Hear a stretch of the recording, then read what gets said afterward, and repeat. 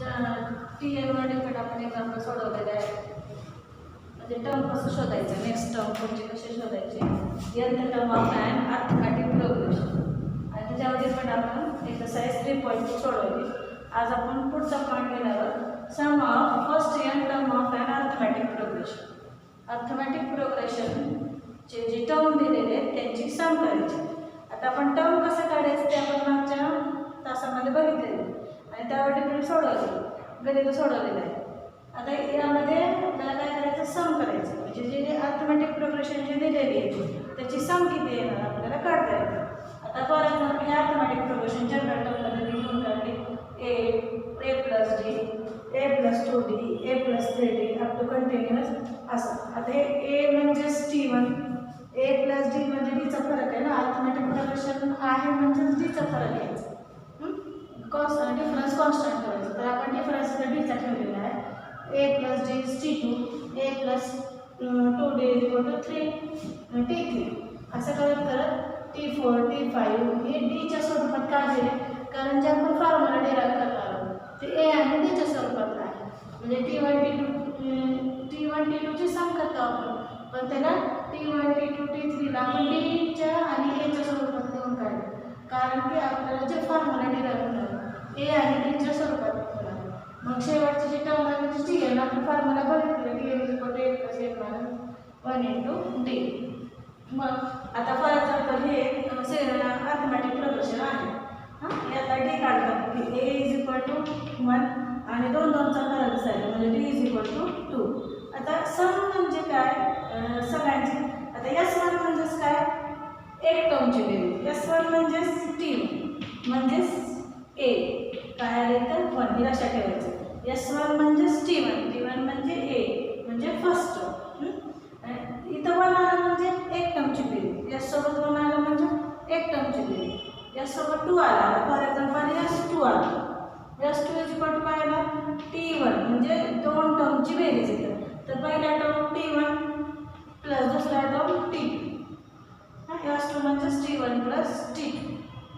आता S3 जर काढला आपण, S3 इज इक्वल टू काय झालं T1 plus T2 plus T3 असं प्रत्येकाची संबंध. आता इथं जर S1 म्हणलं काढला आपण, हे S2 म्हणल्यानंतर काय ना 1 plus 3 is equal to 4. 1 plus 3 4 म्हणजे S2 ची व्हॅल्यू आली 1 प्लस 3 4. S3 ची व्हॅल्यू 1 प्लस 3 4, 4 प्लस 5 9. बघा 1 प्लस 3 प्लस 5 यांची सम येणार आहे 9. S3 is equal to. मग असं प्रत्येक आता हे थोड्याशा संख्यांची आपण बेरीज असं करू शकतो. पण जेव्हा जास्त संख्या येते तेव्हा अशी बेरीज करायला खूप वेळ वाया जातो. त्यासाठी आपण फॉर्म्युला या स्वरूपात डिराईव्ह केलेलं आहे. मी डायरेक्ट फॉर्म्युला सांगतो तुम्हाला. Sn इज इक्वल टू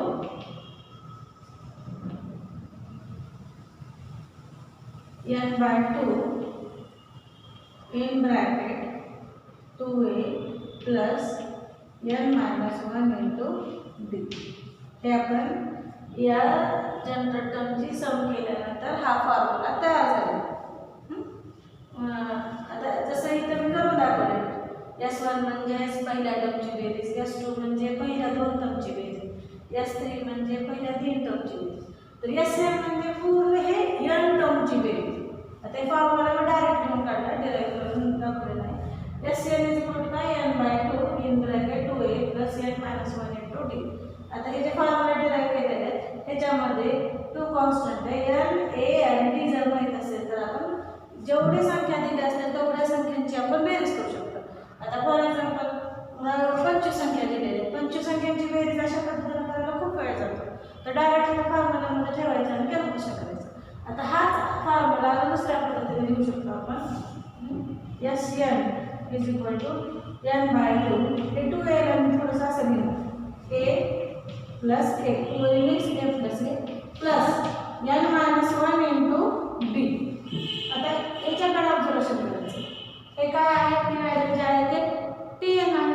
कारण Tn is equal to a plus n minus 1 into d. आपण मागच्या एक्सरसाइजमध्ये याच फॉर्म्युल्यावर डिपेंड आपण एक क्वेश्चन सोडवतो. तर त्याच्या व्हॅल्यू थोडंसं व्हॅल्यू ठेवणार आहे a प्लस आणि ही व्हॅल्यू म्हणजेच Tn ठेवणार. आता a म्हणजेच काय आहे ए म्हणजेच T1 n/2 T1 plus T. म्हणजे इथं अजून एक फॉर्म्युला आपल्याला भेटलेला आहे.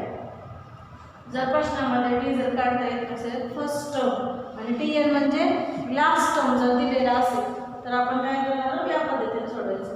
n/2 T1 म्हणजे फर्स्ट टर्म आणि Tn म्हणजे लास्ट टर्म. आणि लास्ट टर्मला आपण डिवाइड बाय इथं Tn च्या जागी n पण देऊ शकतो. म्हणजे हाच formula Sn = n/2 first term is divided by a and Tn last term म्हणून l म्हणजे initial vector a plus n आपण याला डिनोट करू शकतो. कारण a म्हणजेच T1 n म्हणजेच Tn. अशा पद्धतीने आपण Sn चे दोन फॉर्म्युले एक d चा यूज करून आणि एक आहे d चा यूज न करता. म्हणजे फर्स्ट टर्म आणि लास्ट टर्म दिलेला असताना सम करायचं. या दोन फॉर्म्युलांचा यूज करून आपल्या या चॅप्टर मधला मागच्या एक्सरसाइज मधला एक फॉर्म्युला आहे Tn = a + n - 1 * d. हे महत्त्वाचे फॉर्म्युले पाठ करून ठेवायचे. हा एक फॉर्म्युला. त्याच्यानंतर Sn चा फॉर्म्युला a d आणि n दिलेला असताना कॅल्क्युलेट करायचं. आणि जर d जर दिलेला नसेल फर्स्ट टर्म आणि लास्ट टर्म दिला असेल तर हा फॉर्म्युला यूज करायचा. आता या फॉर्म्युल्यांचा यूज करून आपण आपली एक्सरसाइज नंबर प्रॅक्टिस सेट 3.3 सोडवणार. आता या सम कशी करायची तर मी जनरल मध्ये करून दाखवले सम कशी करायची. आता हे सम जे आहे ते आपण असं न करता फॉर्म्युल्याचा यूज करून करणार.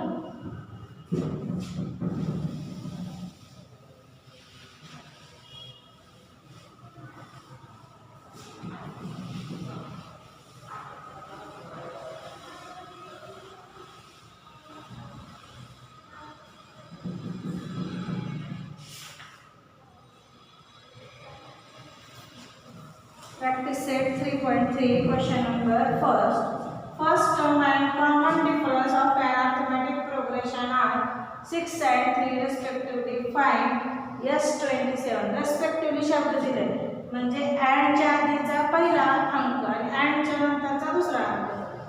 First term and common difference इथे दिले 6 and 3. तर first term and common difference म्हणजे 6 म्हणजे फर्स्ट टर्म आणि 3 म्हणजे कॉमन डिफरन्स हे दिलेले आहे.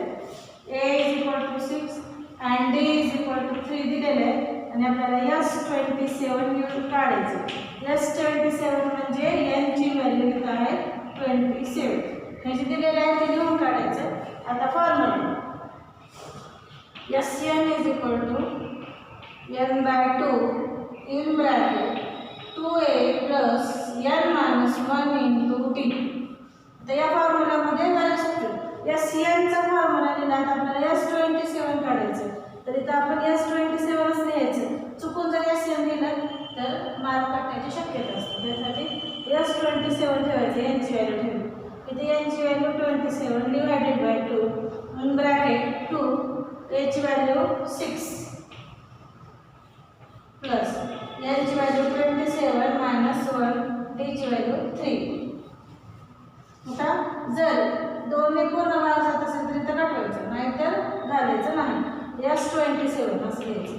27/2 हे मल्टिप्लिकेशन करू. 2 6 12 प्लस 27 मायनस 1 26 into 3. आधी ब्रॅकेट सॉल्व करू. रूल्स ऑफ बॉर्डनुसार पदावलीच्या नियमाप्रमाणे S27 = 27/2 in bracket 12 प्लस 26 आणि 3 गुणाकार करायचा.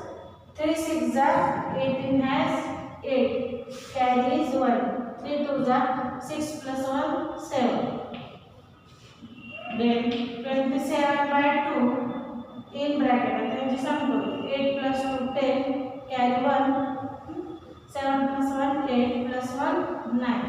आता हे 2 ने 27 ला भाग जात नाही. विषम संख्या सम संख्येला मग हे मल्टिप्लिकेशन मध्ये आपण 90 ला मल्टिप्लाय करू.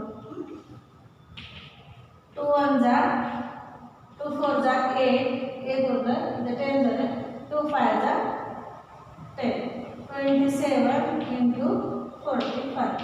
आता या दोघांचा गुणाकार करायचा. S27 पाडा येत असेल ठीक, नाही तर भागाकाराच्या पद्धतीने मांडणी करायची. 7 5 35 5 carry this 3. 7 4 28 plus 3 31 plus 2 5 10 has 0 carry 1. 2 4 8 plus 1 9 sum 5 1 plus 0 1 and 12. 1250. That is sum of 27 term. हे जे अर्थमॅटिक प्रोग्रेशनचा first term and common difference दिलेला होता. First term and common difference दिलेला असताना 27 पदांची आपल्याला बेरीज काढायची. म्हणजे 27 संख्या जर लिहायला आपण सुरुवात केली तर जे अर्थमॅटिक प्रोग्रेशन काय होणार आहे, 6 3चा फरक म्हणजे 9 12 असं अर्थमॅटिक प्रोग्रेशन येणार. ह्यांची आपण बेरीज करायची होती तर आपण फॉर्म्युला यूज केलं, व्हॅल्यू सबस्टिट्यूट केलं, गुणाकार भाग व्यवस्थित करायचा कॅल्क्युलेशनसाठी म्हणजे चुकावं. S27 1250. जरी तर दोन्ही भाग जात असेल आणि कटत असेल तर घडवायचं, नाही तर मग ह्याला असं पॉईंटमध्ये आणायचं नाही, कारण पुढे कॅल्क्युलेशनला आवडतं. मग आपण काय केले, इकडची संख्या बघायची, जरी तर दोन पूर्ण भाग जात असेल तर इकडे कटवायचं. समजलं का? नंतर next question.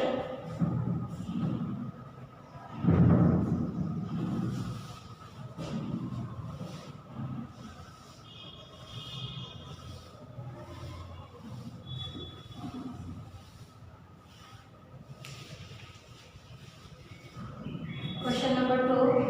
Find the sum of first 123 even natural number. Even natural number 123 even natural number. आता नॅचरल नंबर म्हणजे 123 आणि इवन नॅचरल नंबर म्हणजे 2 4 6 असे किती 123 इवन नॅचरल नंबरची सम करायची. हे जस्ट मी सुरुवातीची थोडीशी दिलेली. आता 123 लिहायचे म्हणजे ही जी संख्या आहे ते 200च्या पुढे जाते, 200 पुढे जाते. तर ही फर्स्ट इवन नॅचरल नंबर म्हणजे आपण find the sum of the first even. First म्हणल्यामुळे आपण सुरुवात 2 पासून करतो, कारण पहिली इवन नॅचरल नंबर 2 आहे. फर्स्ट म्हणल्यामुळे आपण 2 पासून सुरुवात करतो. मग ही सिक्वेन्स लिहून काढली. त्या सिक्वेन्समध्ये आपल्याला हे पाहिजे first term is 2 even number आहेत म्हणजे 2 2चा फरक 2 ने भाग जाणारे म्हणून d इज इक्वल टू 2 आणि 123 इवन नॅचरल नंबरची सम काढायची म्हणजे n इज इक्वल टू 123 आणि आपल्याला काढायचं S123 काढायचं. मग S123 काढण्यासाठी आपण आपला फॉर्म्युला यूज करायचा. Sn is equal to n/2 in bracket 2a plus n minus 1 into d. Value substitute करू आपण. S123 is equal to 123 divided by 2. इथं भाग जात नाही, भाग घालायचा नाही, शेवटी भाग घालू. 2 a ची value 2 plus n is 123 minus 1 d ची व्हॅल्यू 2. व्हॅल्यू फॉर्म्युला लिहून व्हॅल्यू सबस्टिट्यूट करायचं, डायरेक्ट व्हॅल्यू लिहायचं नाही. आता यामध्ये S कॅल्क्युलेशन करू आपण. S123 is equal to 123/2 भाग जात नाही, तिला शेवटी आपण भागावर असंच ठेवू. 2 2 जा 4 प्लस 123 minus 1 122 into 2. पदावलीच्या नियमाप्रमाणे पहिल्यांदा हा गुणाकार. S123 is equal to 123/2 in bracket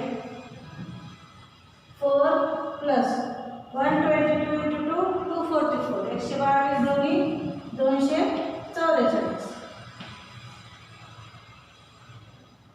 आणि असंही कटवायचं नाही, काही जण असं करतात 2 1 जा 2 2 जा 4 हे बेरजेमध्ये कटत नाही.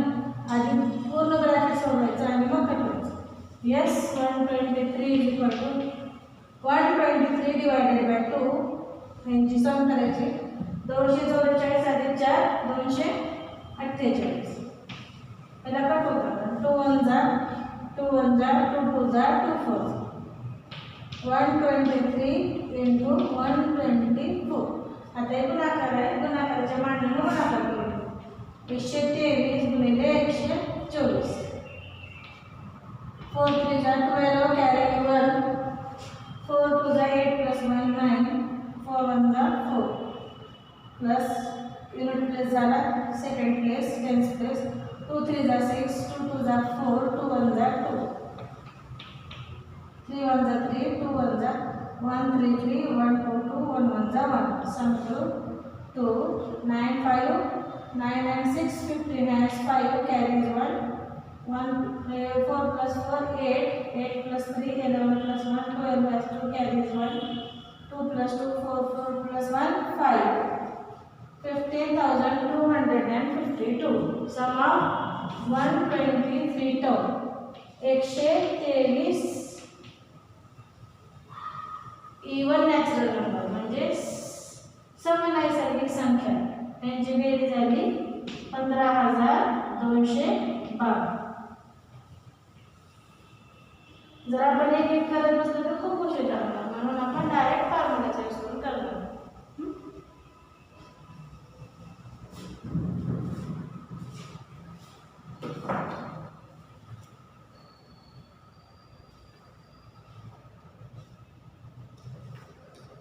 Then question number 3. आता क्वेश्चन नंबर 3 जे आहे सेम याच्यासारखं आहे, तर तुम्ही मांडणी करून देते, तुम्ही फॉर्म्युलाचा यूज करून सोडवायचं. Question number 3. Find the sum of all even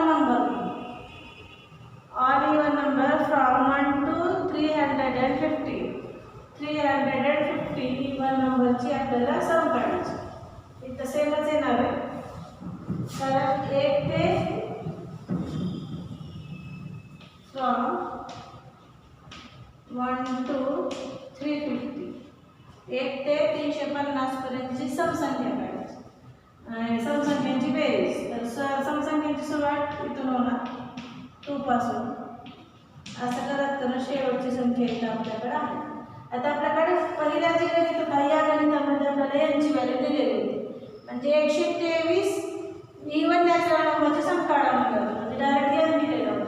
पण इथं काय मिळालं, 1 ते 350 मध्ये येणारे जे इवन नंबर आहेत त्यांची सम काढावं लागतं. म्हणजे आपल्याला एन दिलेलं नाही, आपण एन दिलेलं नसताना की यांचा फॉर्म्युला यूज करून आधी एन काढून द्यावा. आपण मागच्या एक्सरसाइजमध्ये आपण सोडवलेलं आहे यांची व्हॅल्यू कशी काढायची. एन काढल्याशिवाय आपल्याला एस एनचा फॉर्म्युला यूज करता येत नाही.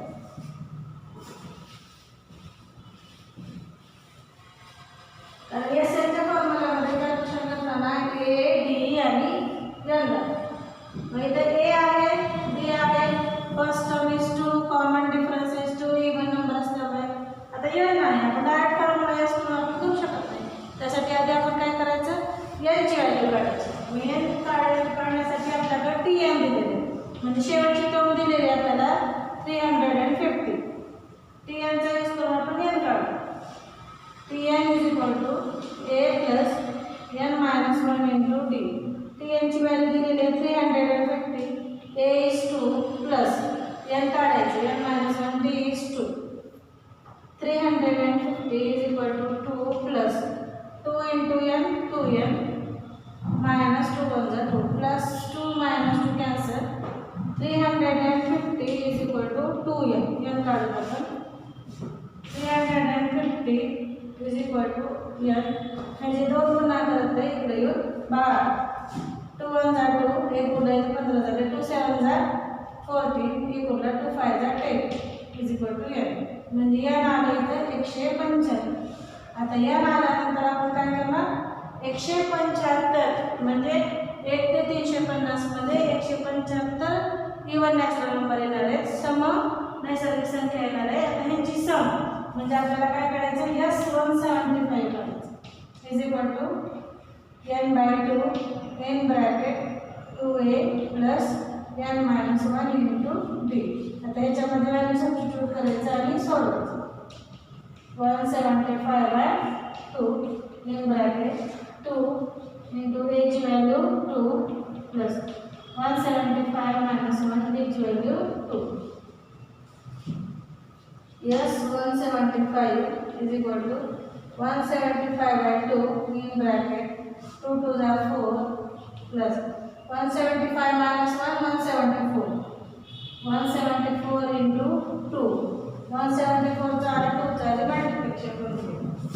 Yes, 175 is equal to 175 divided by 2 in bracket 4 plus 2 4 are 8 2 7 are 14 as 4 carries 1 2 1 are 2 plus 1 3 348 175 छेद 2 इथं गुणाकार येणार आहे त्यांची सम करून 8 आणि 4 12 चे 2 चला 1 4 plus 1 5 and 352 आता याला 2 ने भागाल 2 1 जा 1 बोललो इथं 15 झाले 2 7 जा 40 2 7 जा 40 1 बोललो इथं 2 6 जा 12 175 into 176 आता या दोघांचा गुणाकार म्हणजे तुमचा येणार यस 175 आता हे गुणाकार करा 175 and 176 चा मल्टिप्लिकेशन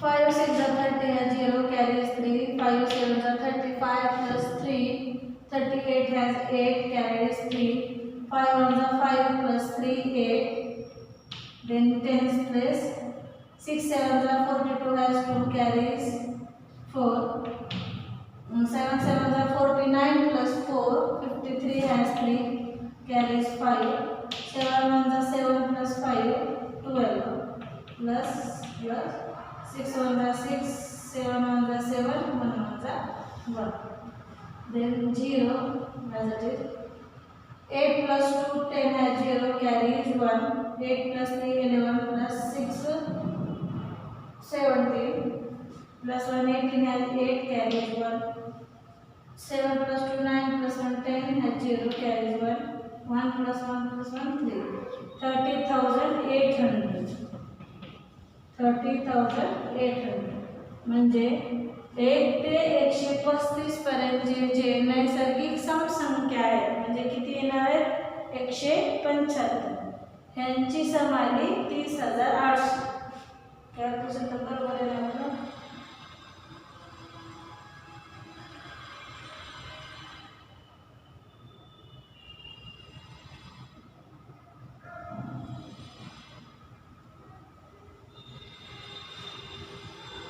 अशा पद्धतीने आपल्याला सम करायचं. हे क्वेश्चन नंबर 3 कंप्लीट झाला.